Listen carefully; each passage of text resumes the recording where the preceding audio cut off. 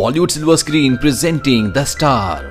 ये कहानी आज से 2200 साल 9 महीने पहले की कहानी है, जहां पर हमें एक लड़की को दिखाया जाता है जिसका नाम मेरी है।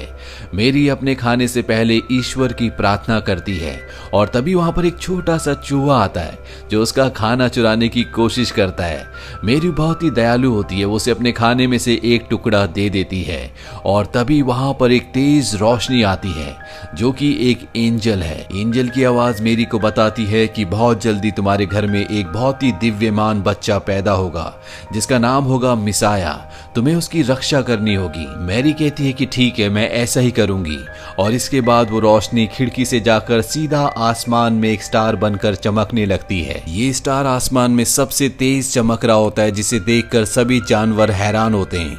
अब जो चूहा होता है जिसे मेरी ने रोटी का टुकड़ा दिया था, उसने सारी बातें सुन ली थी, इसीलिए वे सब बातें जाकर सभी जानवरों को बता देता है। वहीं हमें एक डोंकी को दिखाया जाता है जिसका नाम बो होता है।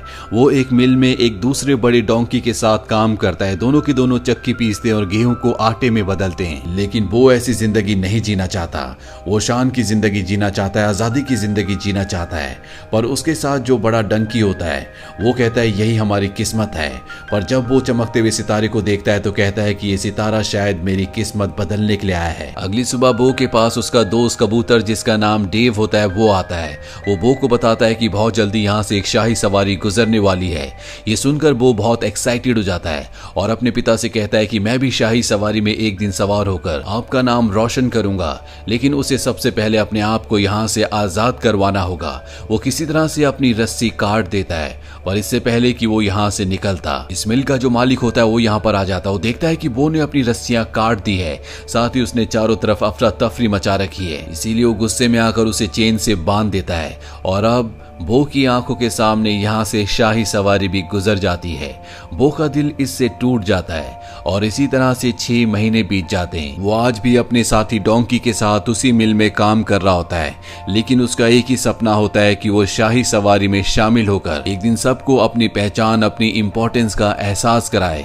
दिन रात उसकी आंखों में यही सपना होता है, इसीलिए उसके साथ जो बड़ा डोंकी होता है उसे उस पर दया आ जाती है और वो बो के साथ मिलकर उसे भगाने का एक प्लान बनाता है। वो जानबूझकर अपनी तबीयत खराब होने का बहाना करता है, साथ ही बो को भी जंजीरों से आजाद करवा देता है। और जब इस मिल का मालिक उसे देखने के लिए आता है तो बो उस जगह से भाग जाता है। हालांकि मिल का मालिक उसका पीछा भी करता है, लेकिन बो भागता हुआ एक लंबी जंप लगाता है जिससे उसके पीछे के पैर में चोट भी लग जाती है। लेकिन बो किसी तरह से उसकी नजरों से ओझल हो जाता है और अब वो एक घर के पास पहुंचता है। ये मेरी का घर है, उसी लड़की का जिन्हें एंजल्स ने कहा था कि तुम्हारे घर में बहुत जल्दी एक दिव्यमान बच्चा आएगा, तुम्हें उसकी रक्षा करनी होगी। और अब वो मेरी के घर में छुप जाता है। मेरी की अब शादी भी हो चुकी है और उनके जो हस्बैंड है उनका नाम जोसेफ होता है। वो जो मेरी के घर में छुप रहा होता है, मेरी उसे देख लेती है। वो देखती है कि बो के पैर पर चोट लगी है। मेरी का दिल बहुत ही दयावान होता है, वो उसके पैर पर कपड़ा बांध देती है। पर जब मेरी के हस्बैंड जोसेफ यहाँ पर आते हैं तो वो बो को भगाने की कोशिश करते हैं, पर मेरी उन्हें कहती है कि शायद इसे हमारी जरूरत है, हमें इसे अपने पास रख लेना चाहिए। मेरी का ऐसा व्यवहार देखकर बो को बहुत अच्छा लगता है, वो मेरी को पसंद करने लगता है। वही मेरी अपने हस्बैंड जोसेफ को बताती है कि कैसे एंजल उनके सामने आई थी और उन्हें एक भविष्यवाणी के बारे में बताया था जिसमें उनके घर में एक बहुत ही दिव्यमान बच्चा पैदा होगा जो इस पूरी दुनिया की रक्षा करेगा, वो सब कुछ बदल कर रख देगा। और जोसेफ भी इस बात को समझते हैं और वो आने वाली हर एक सिचुएशन को एक्सेप्ट करने के लिए उन्हें वादा करते हैं। दरअसल अब मेरी प्रेग्नेंट भी होती है। वहीं हमें बो को दिखाया जाता है जो शाही सवारी में शामिल होने के लिए यहाँ से निकलना चाहता है, पर तभी उसका दोस्त कबूतर जिसका नाम डेव है वो आता और उसे बताता है कि बाहर तुम्हारा मालिक तुम्हें ढूंढ रहा है, अगर तुम गए तो तुम्हें पकड़ लेगा, जब तक तुम्हारा पैर ठीक नहीं हो जाता तुम्हें यहीं पर रहना चाहिए। वो भी डेव की बात मान लेता है। वहीं हमें 3 वाइज मैन को दिखाया जाता है जो अपने कैमल में इसी राज्य में आते हैं जहां पर मेरी रहती है। ये तीनों की तीनों राजा के पास जाते हैं। इनके पास बहुत ही बेशकीमती गिफ्ट्स होते हैं। राजा को लगता है कि ये गिफ्ट्स उनके लिए लाए गए हैं, पर ये तीनों तीनों वाइज मैन बताते हैं कि ये आपके लिए नहीं बल्कि उस दिव्यमान बच्चे के लिए हैं जो आने वाले वक्त में पूरी दुनिया में राज करेगा।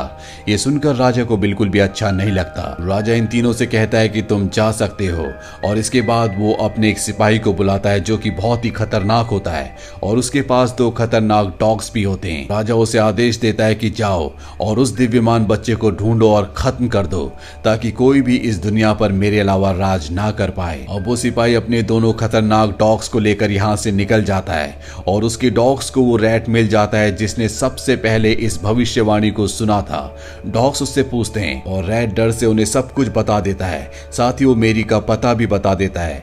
वही मेरी और जोसेफ को दिखाया जाता है जो अब बैथलेहम जाने की तैयारी कर रहे होते हैं जो इस शहर से बहुत दूर है।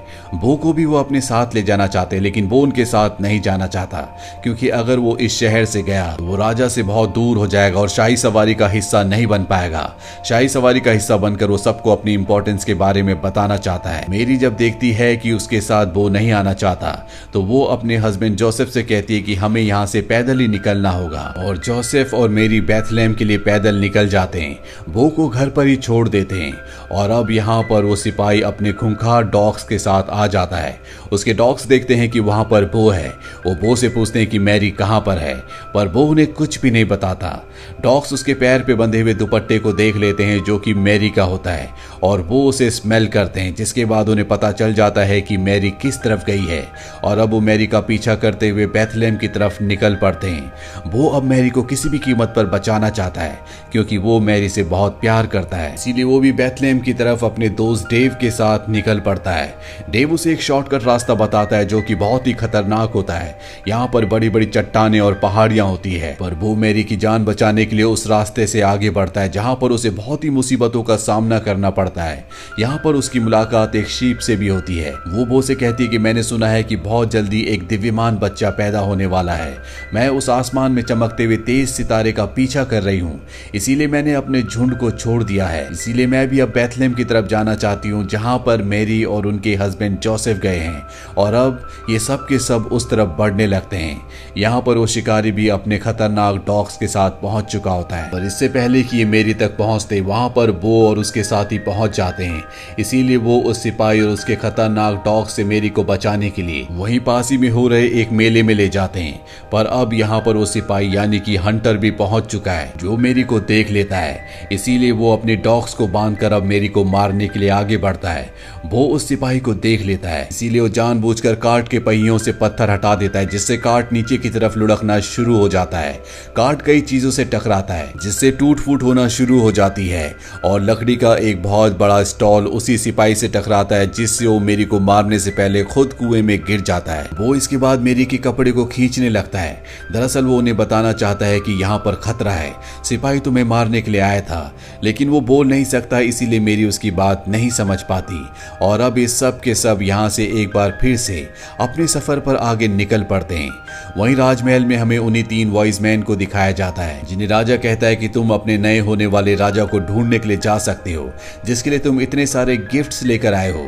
लेकिन इन 3 वॉइस मैन के जो ऊंट होते हैं, इन्हें राजा के षड्यंत्र के बारे में सब कुछ पता होता है क्योंकि इन्होंने पहले राजा की बातें सुन ली थी। इन्हें पता है कि राजा उस दिव्यमान बच्चे को मारना चाहता है, इसीलिए राजा चाहता है कि ये तीनों वॉइस मैन उस बच्चे तक पहुंच जाए ताकि इसके आदमी वॉइस मैन का पीछा करें और उन्हें भी बच्चे की लोकेशन का पता चल जाए। और अब ये तीनों की तीनों मिलकर किसी भी कीमत पर मेरी और उसके होने वाले बच्चे को बचाना चाहते हैं। वही हमें मेरी, जोसेफ और बो और उसके साथियों को दिखाया जाता है। दरअसल मेले में जितना भी नुकसान हुआ होता है, जोसेफ को लग रहा होता है कि ये सब बो की वजह से हुआ है, इसीलिए वो बो को डांट रहा होता है। साथ ही मेरी से कहता है कि सारा का सारा नुकसान बो ने किया है और अब मैं इसकी जिम्मेदारी नहीं ले सकता। बो को इस बात से बहुत बुरा लगता है और वो अपने साथी डेव के साथ यहाँ से निकल जाता है। हालांकि शिप उसे कहती है कि तुम्हें नहीं जाना चाहिए, पर बो उसकी बात नहीं मानता। दरअसल बो अब शाही सवारी तक पहुंचना चाहता है ताकि उसमें शामिल होकर वो अपना सपना पूरा कर सके और जल्दी उसे शाही सवारी मिल भी जाती है। और जब वो उस तरफ भागता है तो उसके पैर पर जो मेरी का कपड़ा होता है वो खुल जाता है, जिसके बाद बो को एहसास होता है कि मेरी एक रहमदिल इंसान है, उसने हमेशा उसकी मदद कि उससे प्यार किया और उसे उसका साथ नहीं छोड़ना चाहिए। इसीलिए एक बार फिर से वो मेरी की तरफ निकल पड़ता है। वहीं जोसेफ और मेरी को दिखाया जाता है जो आगे बढ़ रहे होते हैं और तभी बग्गी यानी कि कार टूट जाता है, जिससे जोसेफ को गुस्सा आता है और गुस्से में वो मेरी को डांट देता है। इस बात से मेरी को बहुत बुरा लगता है और अब जोसेफ के पास बो पहुंच जाता है। वो उसे धकेलना शुरू कर देता है ताकि वो मेरी के पास जाए और उससे माफी मांगे और जोसेफ भी ऐसे करते हैं और इसके बाद वो अपनी पीठ पर मेरी को बिठाकर आगे का सफर तय करता है और बहुत जल्दी ये सब के सब बेथलेहम शहर में पहुंच जाते हैं।